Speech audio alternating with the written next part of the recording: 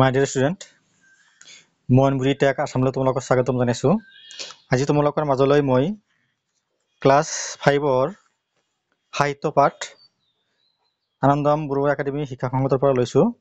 পাঠ নম্বৰ 2 কি আছে আমাক আনন্দৰাম বৰুৱা এখন ধুনীয়া গল্প আৰু তেখেতৰ কি আত্মজীৱনী বিষয়ে লিখিছে কোনে লেখক ৰাজীৱ শৰ্মাই। সো এই পাঠটিৰ মই তোমালোকক প্ৰশ্নবোৰ আলোচনা কৰি লিখি দিম, তোমালোকে চাই থাকিবা আৰু মোৰ চেনেল মইনবুৰি টেক আসাম তোমালোকে সাবস্ক্ৰাইব কৰি দিবা, লাইক কৰিবা আৰু বন্ধু বান্ধৱীৰ মাজত শ্বেয়াৰ কৰি দিবা। সো আমি আৰম্ভ কৰো। কি কৈছে চোৱা, পাঠ নম্বৰ 2 আনন্দৰাম বৰুৱা আৰু এই প্ৰশ্নমালা একটিকৈ বাক্যত উত্তৰ দিয়া, মানে কি আমি একটা বাক্যত কি আমি উত্তৰ লিখিব লাগে। সো কি কৈছে চোৱা, লেখকৰ মতে এই সংসাৰত কেই শ্ৰেণীৰ মানুহ থাকে। লেখক কোন আছিল মনত ৰাখিবা, ৰাজীৱ শৰ্মা। তোমালোকক শৰ্ট কুৱেশ্যন দিব পাৰে যে কি আনন্দৰাম বৰুৱা গল্পখন কোনে লিখিছিল, লিখিবা কি ৰাজীৱ শৰ্মা। সো কৈছে কি লেখকৰ মতে এই সংসাৰত কেই শ্ৰেণীৰ মানুহ থাকে, লিখিবা লেখকৰ মতে এই সংসাৰত 2 শ্ৰেণীৰ মানুহ থাকে। হ'ব। আনন্দৰাম বৰুৱাৰ ক'ত জন্ম হৈছিল, লিখিবা আনন্দৰাম বৰুৱাৰ জন্ম হৈছিল গুৱাহাটীৰ ৰজা দুৱাৰত। গ নম্বৰ আনন্দৰাম বৰুৱাই ক'ত কৰ্মজীৱনৰ পাতনি মেলিছিল, লিখিবা কি আনন্দৰাম বৰুৱাই 1872 চনত ভাৰতলৈ ঘূৰি আহে আৰু শিৱসাগৰত কৰ্মজীৱনৰ পাতনি মেলে। নেক্সট চাই থাকা কি কৈছে,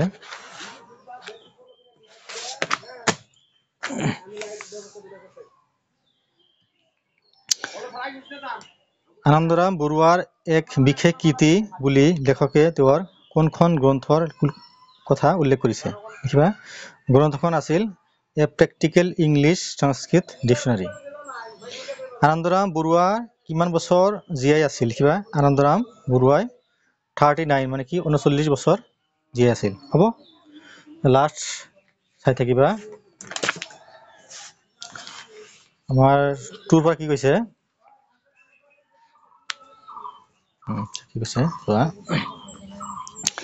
চমুকৈ উত্তৰ দিয়া পাঠত উল্লেখ কৰা 2 শ্ৰেণীৰ মানুহৰ বিষয়ে আভাস দিয়া। যে কি আমাৰ লেখকে কি কৰিছে বোলে এই সংসাৰত বা এই মানে জীৱনত কি পোৱা যায় বোলে 2 শ্ৰেণীৰ মানুহ পোৱা যায়, তাৰ বিষয়ে কি অলপ উল্লেখ কৰিব দিছে।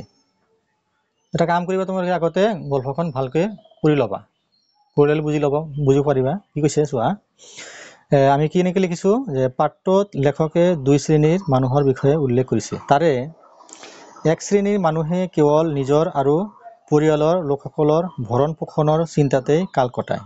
হ'ব। যিখিনি বুদ্ধি বা কৰ্ম কৌশল আয়ত্ত কৰে সিটো তাৰ নিজৰ কাৰণে কৰে।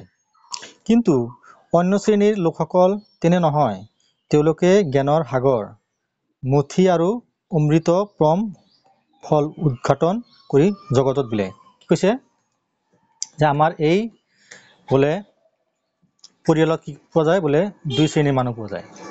এক শ্ৰেণীৰ মানুহ কি কৈছে যে এক শ্ৰেণীৰ মানুহে লিখা পঢ়া কৰি হয়তো তোমাৰ চাকৰি বাকৰি কৰে আৰু তাৰ দ্বাৰা কি কৰে বোলে পৰিয়াল বা নিজৰ আত্মীয় স্বজনক কি কৰে পোহপাল কৰে হল। আৰু কি কৈছে যে আন এক শ্ৰেণীৰ মানুহ আছে কি যে সি জ্ঞান অৰ্জন কৰি পেলাই যি অভিজ্ঞতা হয় তাৰ দ্বাৰা কি কৰে মানুহৰ মাজত কি সেইবোৰ বিলাই দিয়ে আৰু কি মানুহক কি কৰে উপকাৰ সাধন কৰে। নিশ্চয় বুজিলা। সো নেক্সট কোৱেশ্চন কি কৈছে, আনন্দৰাম বৰুৱাৰ শিক্ষা জীৱনৰ বিষয়ে এটি টোকা লিখা। যে কি আনন্দৰাম বৰুৱাই ক'ত শিক্ষা গ্ৰহণ কৰিছিল তাৰ বিষয়ে অলপ লিখিব লাগে। সো মই লিখি দিছো চোৱা, আনন্দৰাম বৰুৱাই প্ৰাথমিক শিক্ষা উত্তৰ গুৱাহাটীত লাভ কৰিছিল। প্ৰাথমিক শিক্ষা শেষ কৰি কেইবছৰমান গোৱালপাৰাত থাকি হাইস্কুলৰ কেই শ্ৰেণী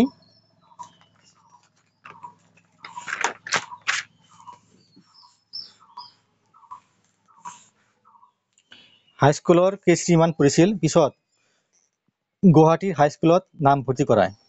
1864 চনত তেওঁ দ্বিতীয় বিভাগত এন্ট্ৰেন্স পৰীক্ষাত উত্তীৰ্ণ হৈ কলকাতাৰ প্ৰেচিডেন্সি কলেজত ভৰ্তি হয়।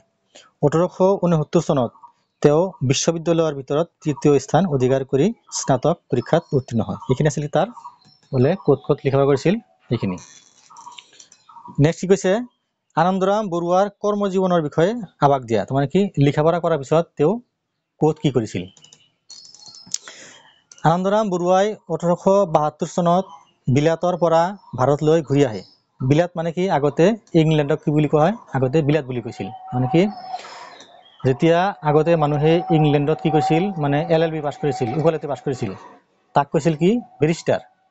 কি কৈছে কি আনন্দৰাম বৰুৱাই 1872 চনত বিলাতৰ পৰা ভাৰতলৈ ঘূৰি আহি আৰু কৰ্মজীৱনৰ পাতনি মেলে। প্ৰথমে শিৱসাগৰ আৰু পিছত ময়মনসিং জিলাত এছিষ্টেণ্ট মেজিষ্ট্ৰেট হৈ নিষ্ঠাৰে চৰকাৰী কাম কাজ কৰে। এতিয়া চোৱা, এই ময়মনসিং জিলা ক'ত আছে, বৰ্তমান কি আছে বোলে বাংলাদেশত আছে। তাৰমানে কি আগতে আমাৰ ভাৰত স্বাধীন হোৱাৰ আগতে ভাৰত পাকিস্তান তোমাৰ বাংলাদেশ কি আছিল, সব মানে কি একেলগে সংলগ্ন আছিল। এই কথা কৈছে কি চোৱা যে 1872 চন চাবা, তেতিয়া কি ভাৰত কি স্বাধীন হোৱাই নাছিল। এতিয়া আমাৰ এই ঢাকা, ময়মনসিং, বাংলাদেশ, পটুখালি, নোয়াখালী এইবিলাক কি আমাৰ সব ভাৰতবৰ্ষ বাংলাদেশ কি একতা তোমাৰ ৰাষ্ট্ৰই আছিল।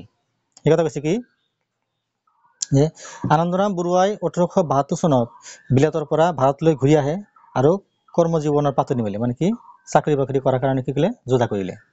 প্ৰথমে শিৱসাগৰ আৰু পিছত ময়মনসিং জিলাত এছিষ্টেণ্ট মেজিষ্ট্ৰেট হৈ নিষ্ঠাৰে চৰকাৰী কাম কাজ কৰে। এছিষ্টেণ্ট মানে কি সহকাৰী।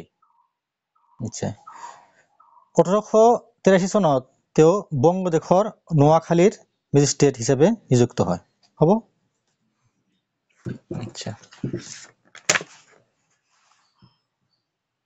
নেক্সট চোৱা, আনন্দৰাম বৰুৱাৰ পাণ্ডিত্যৰ বিষয়ে চমুকৈ বৰ্ণনা কৰা। কি আমাৰ চমুকৈ কি কৰিব লাগে, তাৰ পণ্ডিত্যৰ বিষয়ে আমি কি অলপ আভাস দিব লাগে। চোৱা মই কেনেকৈ লিখি দিছো, তুমি ধুনীয়াকৈ নোট কৰিবা। আনন্দৰাম বৰুৱা হ'ল এনে এগৰাকী ব্যক্তি যি জ্ঞান সমুদ্ৰ মন্থন কৰি নিজৰ লগতে জগতৰ মানুহকো জ্ঞানৰ অমৃত পান কৰোৱাই অসমী আইক গৌৰৱৰ অধিকাৰী কৰিছিল। হ'ব। তেওঁ আছিল অসমৰ প্ৰথম গ্ৰেজুৱেট, প্ৰথম বেৰিষ্টাৰ আৰু প্ৰথম চিভিলিয়ান।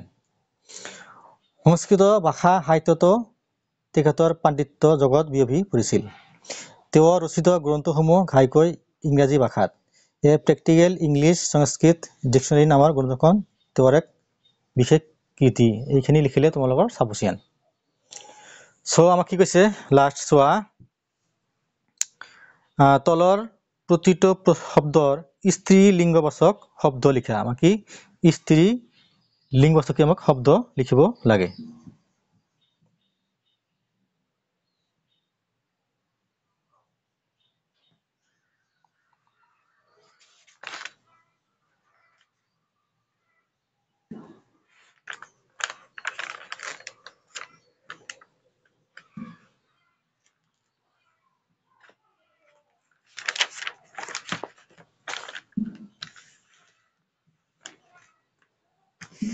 গেদা